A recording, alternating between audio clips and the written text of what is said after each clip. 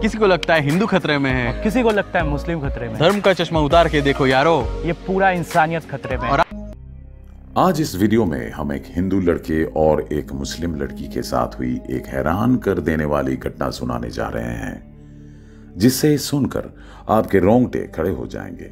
और ये घटना हिंदुओं और मुसलमानों के बीच भेदभाव करने वाले किसी भी देश के नागरिकों के लिए एक योग्य जवाब है। इसलिए आज इस पूरा वीडियो देखने के बाद आपको हिंदू मुस्लिम एकता क्या है इसका सबूत मिल जाएगा। वहीं आप ये सोचने पर मजबूर हो जाएंगे कि आज भी इस देश में कुछ लोग ऐसे भी हैं जो हिंदू मुसलमान में भेदभाव नहीं करते हैं। इसलिए अगर आप हिंदू हैं या मुसलमान हैं तो आज का वीडियो आपको जरूर देखना चाहिए, लेकिन इसके लिए आपको वीडियो को अंत तक देखना होगा। लेकिन दोस्तों, उससे पहले आप में से जिन्होंने अभी तक हमारे चैनल को सब्सक्राइब नहीं किया है वे हमारे चैनल को सब्सक्राइब जरूर करें और उसके पास वाले बेल आइकॉन को भी जरूर दबाएं। तो चलिए शुरू करते हैं। दरअसल आज हम जो कहानी बताने जा रहे हैं वह इलाहाबाद के रहने वाली एक मुस्लिम लड़की सुहाना की कहानी है, जो लड़की लखनऊ रहकर पढ़ रही थी।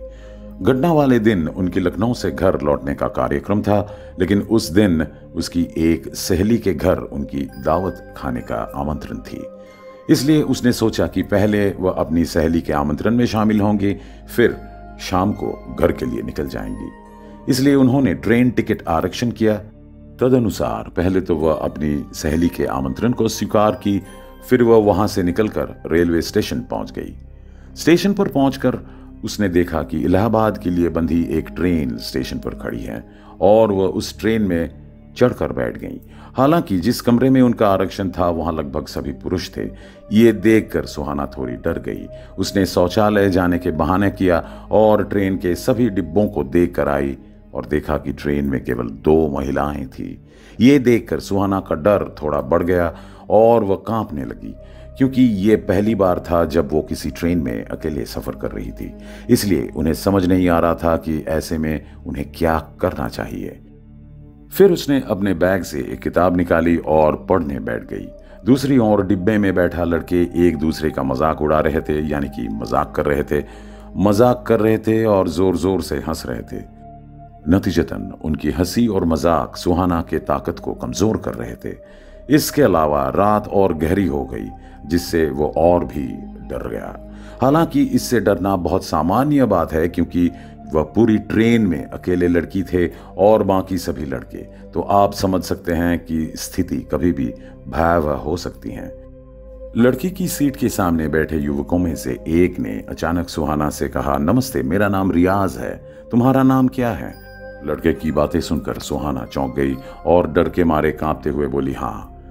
फिर कुछ नहीं कहा। यह देखकर रियाज ने कहा, ठीक है, मुझे आपका नाम बताने की जरूरत नहीं है, लेकिन मुझे ये बताओ कि तुम कहां जा रहे हो? जिस पर सुहाना ने धीरे से कहा, इलाहाबाद। ये सुनकर रियाज चौंक गए। क्या कह रहे हो, इलाहाबाद जाओगी? अरे वहां तो मेरे चाचा का घर है, तो तुम मेरी बहन बनोगी। तभी रियाज मुस्कुराई और अपने अंकल के घर के बारे में सुहाना से बात करने लगी, क्योंकि उनके चाचा इलाहाबाद के बहुत अमीर आदमी हैं। उनके चाचा भारतीय सेना में एक उच्च पदस्थ अधिकारी हैं। इस तरह रियाज सुहाना को इलाहाबाद के अनगिनत किस्से सुनाने लगे, जिसके बाद सुहाना और धीरे धीरे सहज महसूस करने लगी और रियाज की बातें उन्हें उत्तेजित करने लगी और वह एक भाई के साए में सुरक्षित महसूस करने लगा।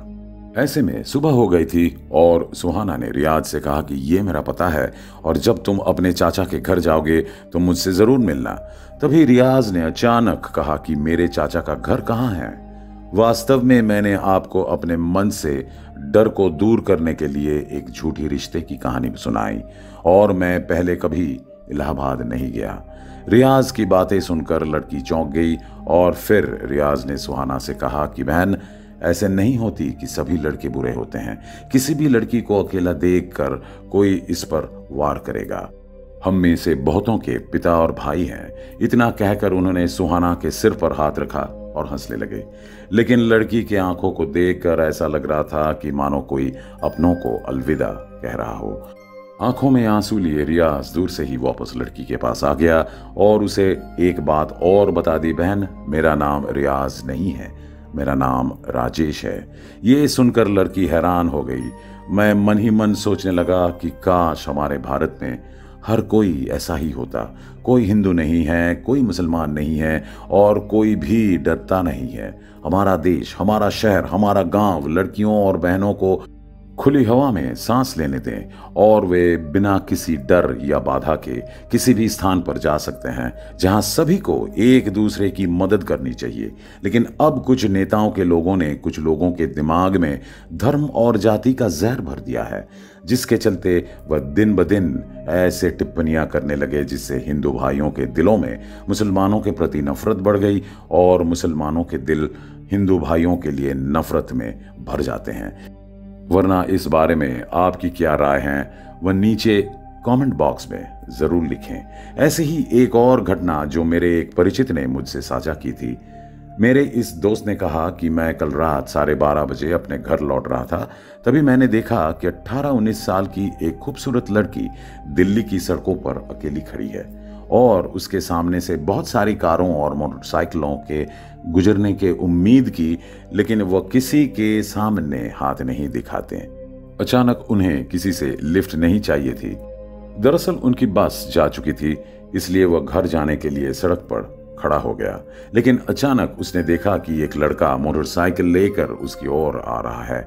नतीजतन लड़की ने जल्दी से मदद के लिए लड़के के सामने हाथ दिखाया। ये देख लड़के ने अपनी बुलेट कार रोक ली। तब लड़की ने लड़के से कहा कि क्या तुम मुझे घर ले जाओगे? मेरी बस छूट गई और इस सड़क पर और बसें नहीं हैं। ये सुनकर लड़के ने कहा ठीक है, तुम मेरी गाड़ी में बैठो, मैं तुम्हें तुम्हारे घर छोड़ देता हूं। तभी लड़की कार में बैठी और वे दोनों घर के लिए निकल पड़े। मेरे दोस्त ने कहा जब मैं लड़की के घर गया तो मैंने उससे पूछा, जब आप लिफ्ट लेने के लिए सड़क पर खड़े होते हैं तो आपके सामने बहुत सारी बाइकें होती हैं, गाड़ी आ जा रही थी, आपने उनमें से किसी को भी खड़ा नहीं किया और तुमने मुझे खड़ा क्यों किया? लड़की ने उत्तर दिया, जब मैंने तुम्हारी बाइक की ओर देखा तो मैंने देखा कि तुम्हारी बाइक की प्लेट पर अल्लाह का नाम लिखा हुआ है। इसका मतलब है कि आपको मोटर बाइक में पीछे लिखा था हे अल्लाह। इतना ही नहीं, लड़की ने यह भी कहा मैं अकेली नहीं हूं, पूरी दुनिया जानती है कि जो ईश्वर से प्यार करते हैं वे सबसे बुरे नहीं हैं, ना ही बुरा काम करता है और किसी को बुरा काम ना करने दें। अगर दुनिया भर के लोग ये समझ सके कि अल्लाह कभी किसी को चोट नहीं पहुंचाना चाहते हैं, वे कभी नहीं लड़ते, वे बहुत शांत स्वभाव के होते हैं, क्योंकि इस्लाम किसी बेगुनाह को कत्ल करने की इजाजत नहीं देता। तो आज का वीडियो बस इतना ही दोस्तों। कृपया हमें कमेंट बॉक्स में बताएं कि वीडियो कैसा लगा और इसी तरह की और भी अनजानी बात जानने के लिए बने रहें हमारे साथ। मिलते हैं अगले वीडियो में, तब तक के लिए नमस्कार।